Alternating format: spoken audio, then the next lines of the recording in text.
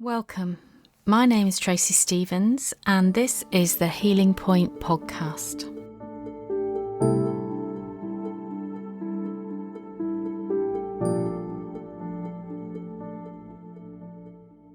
Thanks so much for being here today and having the courage to discuss what it is that you want to explore. I really appreciate it.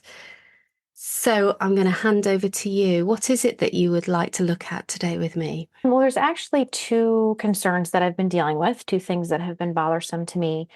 One is to do with like female issues. So I'm going through perimenopause. It's been a wild roller coaster ride. I recently had a twisted ovary that needed to be operated on to kind of untwist it. So like all those female things that have kind of been going on throughout my whole life, I have that going on. And really it's, more it's the perimenopause type, just roller coaster of like, what is happening to my body type thing.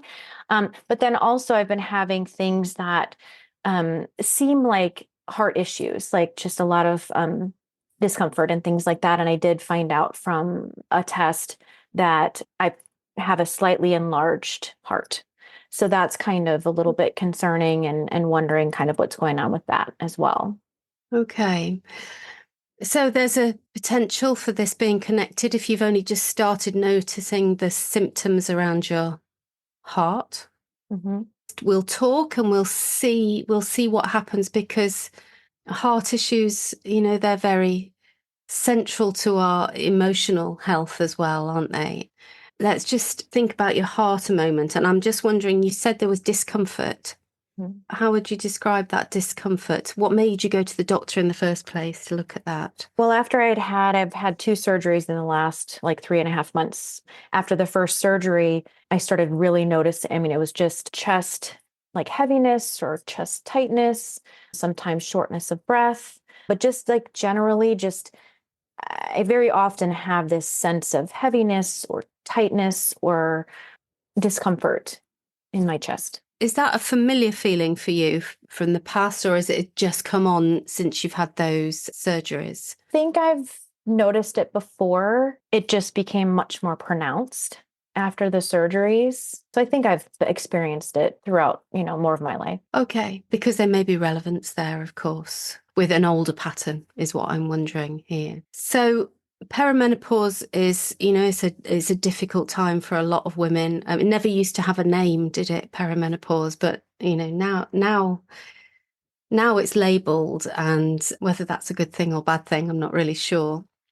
Tell me a little bit about how this experience has been for you in heading into perimenopause. So you've had two surgeries, you said. So you've had a twisted ovary recently and something before. The one before was an elective surgery. I had breast implants that I had taken out. And so that was by choice, had that done. Mm-hmm. Right. Okay. Both invasive procedures, of course. Mm-hmm. Yeah. And so tell me a little bit about your perimenopause experience then. If maybe you can just explain to us the signs and symptoms and the feelings that have been building up in you as you've hit this period of your life. Well, I think it started back probably 2016, 2017, maybe. I was having much heavier bleeding each month and a lot of pain, like tremendous pelvic pain. Okay. And because I had 2 C-sections, they said some of the things that they could do to help with the excessive bleeding, they couldn't do because they were worried about, because one of them is like burning the inside of the the uterus. And they couldn't do that with me. So long story short, we ended up deciding I was going to do a partial hysterectomy. They took the uterus, the cervix, and left the ovaries. I guess they took the fallopian tubes too. I didn't know that until I had this last surgery. She said the fallopian tubes are gone, but the ovaries are still there. So that's kind of how it started, was just tremendous, like just difference in my periods and pain and, that kind of thing. Then about 3 years ago, I started all of a sudden, just started with tremendous off balance feeling. And that was really, really like, it really impacted my life. And it was very concerning. It was mainly, that was the main symptom back in 2021. And then I felt a gut reaction to that. I felt like it was low progesterone. And so I started using progesterone. That really helped kind of help with those symptoms, Hmm. and helped with my sleep because sleep was very much disrupted. And then after that, then in 2022, I was having more cognitive, like brain fog and difficulty focusing, concentrating. I had a few episodes where it was like really kind of scary, like kind of Mm. knowing where I was, but not knowing where I was. And so a lot of brain stuff was going on. And I started with some hot flashes and night sweats I've had throughout my whole life off and on, but started having more of those. It's kind of been year by year, been different things. In 2023 and 2022, I started gaining some more weight, kind of like what is happening, just feeling, like that, still having some off balance at times, but nothing major. In 2023, it was a lot more like motion sick feeling, just feeling, or like I sometimes said, it's either I feel motion sick or I feel morning sickness, just Mm. nauseous and just off, and like was having, some of that stuff going on, but so many different symptoms. I mean, not just those, but I mean, so many, aches and pains and joint pain, but things that come and go, things that become an issue for a while and then they kind of, diminish or disappear. And then other things kind of flare up.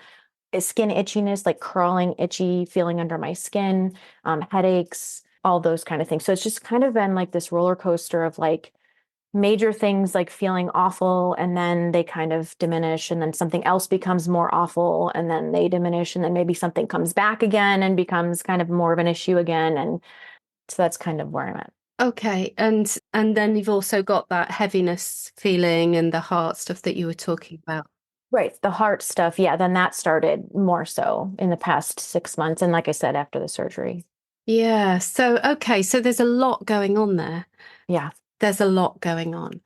And I'm wondering, as you're talking, what else was going on for you in your life? Because this sounds disruptive, and I wondered if your life was reflecting any disruption as well, or So we had moved so many times. I think we moved 4 times in like 4 years or something. It was just a lot by choice. But so I think that was going on even before the periods got heavier, and like that's when all that kind of stuff was going on.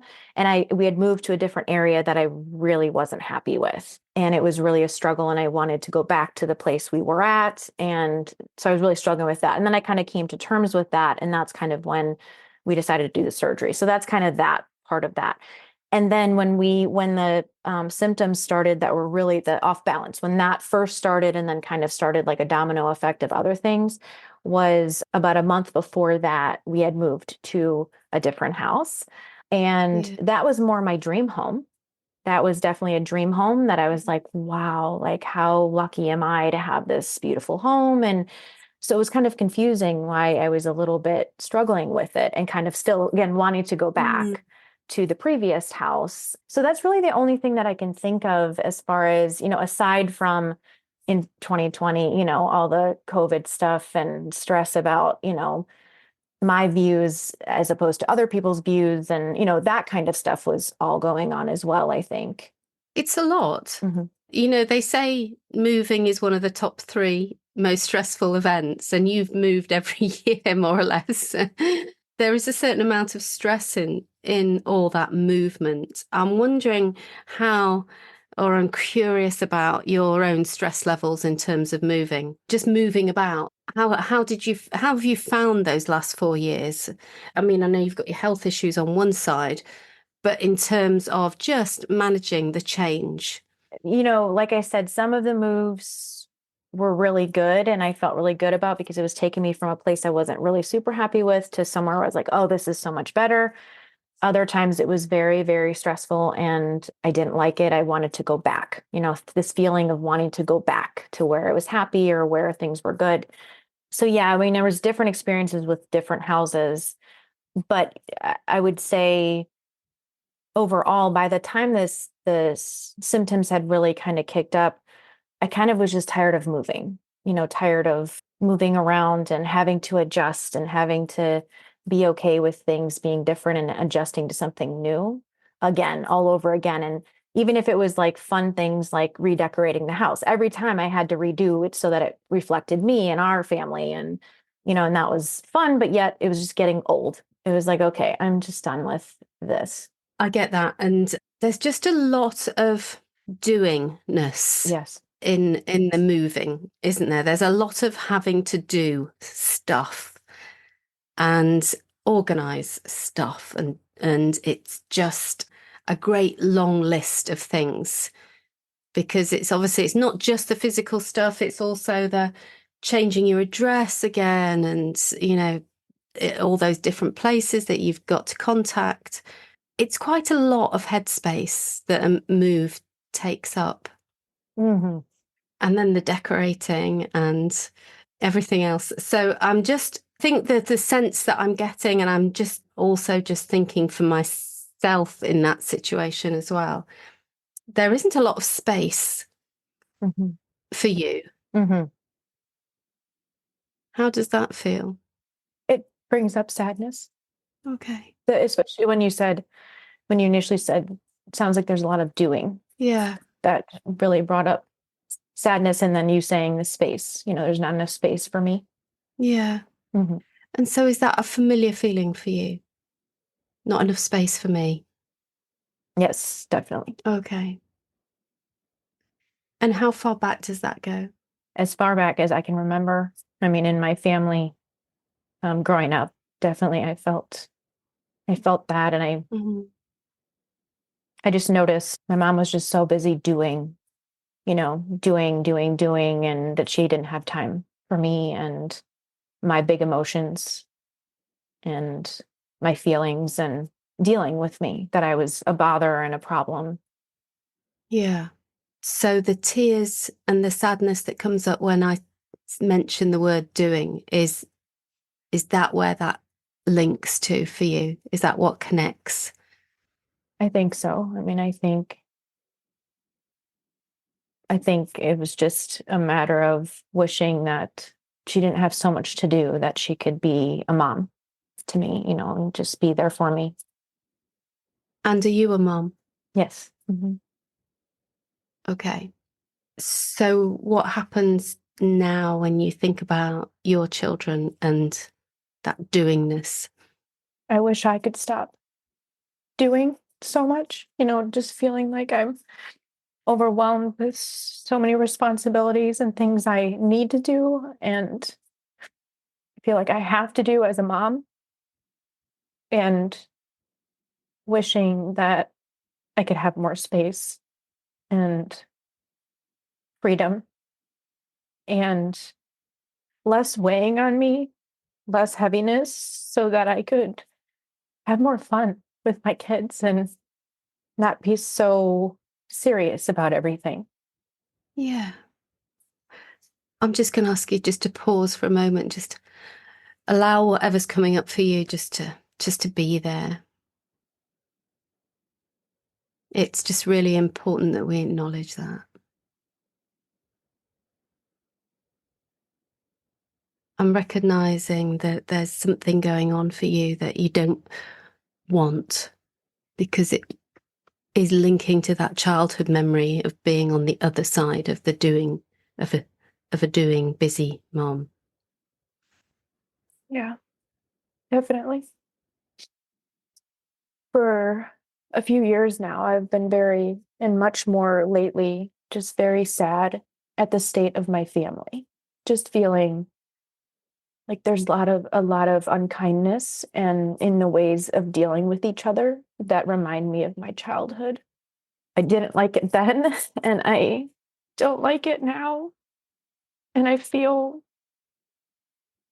powerless to do anything about it. Okay. Yeah. So just recognize that that part of you that was the child in the space of your family that wasn't happy and wasn't being seen Mm. is the part of you that's saying those words now in your own family, recognizing that powerlessness.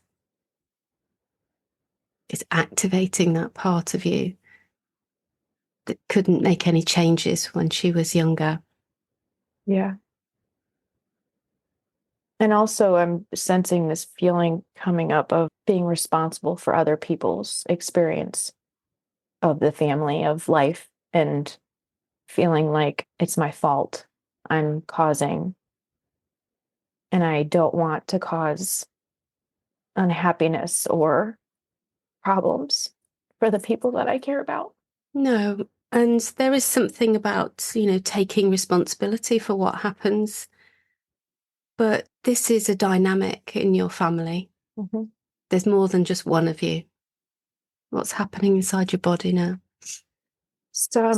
A lot of heaviness in my chest Yeah. and difficulty breathing, like short breath. Okay. Well, as you're sitting there, can you acknowledge this heaviness, this difficulty breathing, this sadness, and just allow it to be there without trying to change it?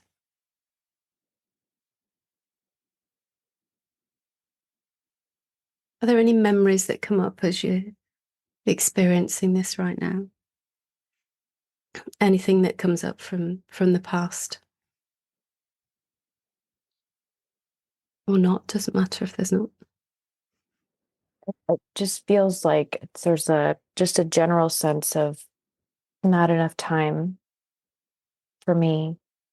One memory came up of when I came home from school one day, and there was boys in my class that I was overweight, and they would tease me at school, and it really hurt. And one day I had come home and I was trying to tell my mom about it. She was cooking dinner and she had her back to me, and I was just trying to tell her about this. And she just, without turning around, without stopping what she was doing, she just said, they're just trying to get a reaction out of you. So just don't react. And she just had, cooking was more important than me, is what I took it as. And that I was just more of a bother, and to just go deal with it by myself and just let it go. Just don't worry about it. And it was like, I don't know how to do that, and I didn't feel like I had to help to figure that, to understand how to do that. Okay. Okay. Yeah. So it's okay. I've got to figure this out by myself. Yes. One question that comes to my mind is, how did you see your mum in the role of motherhood? I mean, how you're looking at her from a child's perspective. What were the impressions that you created or created in your mind about motherhood and mothering and families? And I'm just curious. That it was definitely a sense of obligation. And, like whenever she would care for me, it just felt like she was doing it out of duty and to get something done, to get back to what she needed to do.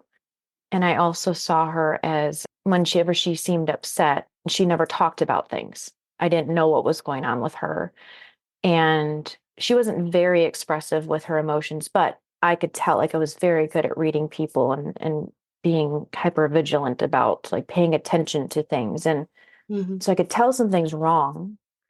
And so I, of course, made it mean that it was me. And so I felt like I was just a bother to her, and that she just dealt with me whenever she had to. And if she could push me off, that it was like, just go. And she wouldn't say these things, but it was like she always just like that, not turning around when she was cooking.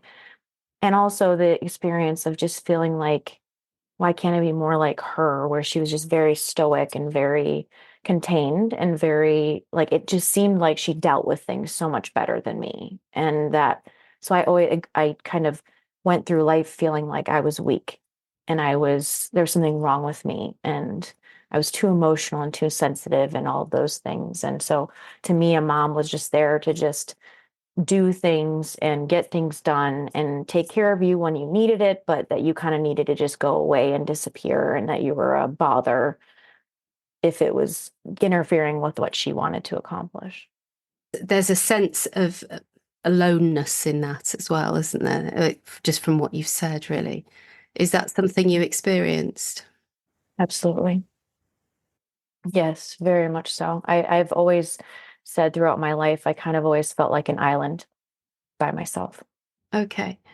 And how do you think you coped with that? What sort of tactics did you use to cope, do you think, with your childhood? So, for example, like in terms of expressing yourself, what happened with you saying things? Did you stop saying? Did you stop expressing, I suppose, is what I'm wondering. Yes, most definitely. I for sure stopped expressing and pulled it all in Yeah. to try to handle it myself until I was a teenager. When I became a teenager, I would at times let it fly and scream at my mom and tell her I hated her. I would kind of like I would hold it in, hold it in, hold it in until it was like it would explode out in a way that I never felt good about later on. But Yeah. Yes, another thing to feel guilty about. yes, guilt. Oh, that's yes. Yeah, Yes, another burden, another weight, which right. is interesting. And in terms of periods and puberty and growing into a woman, how was your experience, your female experience with that and with your mum? It wasn't good. It was when I first got my period, it was scary. I was worried and scared to share it with her, worried that she was going to be upset with me. I'm not sure why, but I was worried she was going to be upset with me, which she wasn't when I did tell her, but I didn't like it. No. I didn't, for the next probably 8 or 9 years, I had varied physical problems that kind of would come up and then it would kind of diminish, kind of like what's happening now. It would come up, I would be like consumed with it, I would get it checked out. Anything from ovarian cysts to digestive issues to migraine headaches. It was just year after year, just physical problems. And it was just, I felt awful and had horrible cramps and had really heavy bleeding when I was, probably in seventh grade, maybe a couple of years after it started, and the embarrassment of that. And it was not a fun experience at all. No, no, that sounds pretty heavy, to be honest, in terms of all the things that you were having to deal with. And I'm assuming that you dealt with them alone or not with your mum's support particularly. Right. Aside from her taking me to appointments, and it was all mechanical. It was all, I need to do this because obviously she can't drive herself or she can't do this. And so I need to be with her. I never felt like it was out of love for me and wanting to be there for me and support me. It was never that. Okay, so the picture I'm getting is that an emotional, sensitive child had to squish that bit in and become harder and become more mechanical, really, just in terms of how she had to adapt to that parental situation. Mhm. So imagine that now in terms of the menstrual cycle. So when we think of the menstrual cycle, we're talking about flow. We're talking about this wave that comes and goes, that is hugely energetic and affects all of us.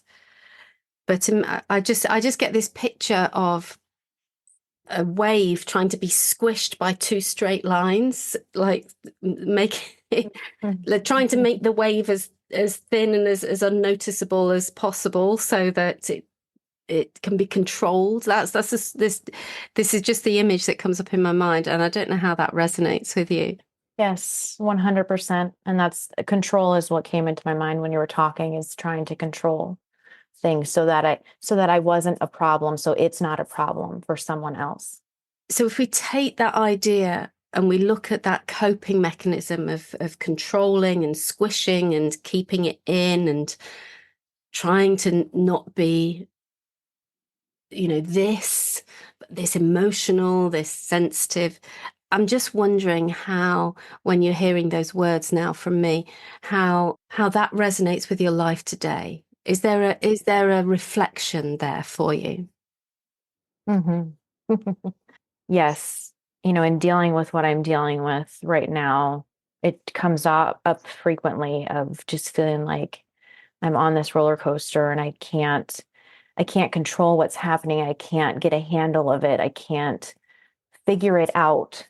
And that's definitely what I always felt like I had to do. Figure it out. I need to think this through, figure it out, come up with what do I need to do to make this stop, to make me okay so that I don't affect. And now it's with my family, with my kids and my husband, not wanting to impact them, not wanting to affect them.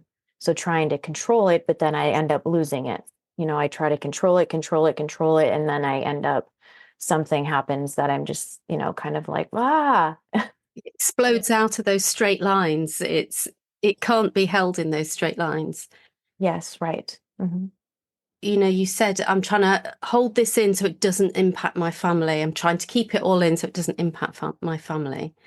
But when you live with a family, everything impacts everybody else. Yes. And so when we look at it like that, there's an impossibility in terms of control. Is it true that what you're going through would impact them negatively? Because that sounds like the assumption. Yeah, that's always been my assumption is that I will negatively impact the people that I love. Um, Mm. I mean, I don't know. I don't even know how to separate out like what's true because to me it seems like it does, it does and it would. And Let's turn it around. Imagine if your husband was experiencing something and he's trying to hold it in and control it. He's I don't know, some physical health problem Mhm. because he doesn't want to bother you. How would that feel to you? Oh, I would hate it. I mean, yeah, I've Yeah. told them many times, don't ever do that to me, share things with me. I don't want to be surprised and I don't want it to all of a sudden find out that you were dealing with this and I couldn't be there for you. Yeah. Yeah, exactly. And imagine one of your kids not speaking about something because they didn't want to upset you, Right. or they didn't want to negatively impact you. That wouldn't be good. And I think that often, that I'm trying to talk with my kids and help them to open up and share with me so they don't feel alone. Yeah. So this is about how you're modeling to them. So you're modeling the same pattern that your mum was to you. Mhm. Yes. Does that make sense to you? Yeah. Yeah. But even though you're trying not to, Right. you learned not to really bother people with what's going on for you, Yeah. which I think so many people do. So many, including myself. That's something that I experienced as well. Feeling like you're not really going to get the support, maybe, so you don't actually speak or express very much. And then there's the mother thing. I need to be this type of a person to be a mother because mothers don't break down and they're not too emotional and they don't make a mess with their emotions everywhere. That's what kids can do that, but no, mums can't. Mhm. So, and when we start looking at it, it all seems ludicrous, really, doesn't it? Mhm. Because we're all just human. Yeah. And we're experiencing things, and the very act of holding everything in is actually negatively impacting you. Yeah. How does that feel? Doesn't feel good. It because I see exactly the things that I didn't like and was afraid, just wanted to make sure that my kids didn't experience. It's almost like because I'm trying to control everything and do things the way that I do things, it's ending up the Mhm. same type of thing at times, the same mother is coming across and that really makes me sad. Yeah. But you have the ability to change. You know, you're here now, we're talking about this, you know, something our parents never really got that opportunity to to develop their awareness. So in order to create harmony outside of ourselves, it's about creating harmony inside of ourselves as well. And it's also expression. You know, you're a sensitive soul and your heart is big. And that's just that reflection, that physical reflection there with that enlargement. But how about letting that energy out a bit more? Yeah. So just circling right back to where we started then, does it make sense to you how that control and that squeezing may have influenced your hormonal pattern, and now you're getting to menopause, everything wants to change and shift, and it's almost like there's a part of you wanting to get out and change in a big way and transition? Yes, absolutely. And how about the heart issue? So as we've come to the end, does that sort of start to make sense to you in terms of what we've talked about? Yeah, definitely. And especially when you said, because I was reading a little bit about the heart and just the function. What does that mean? What does the atria do? Yeah. And it's receiving. And when you said you have so much love, you have such a big heart because it do. And then you said something about, and now you need to be able to let it out.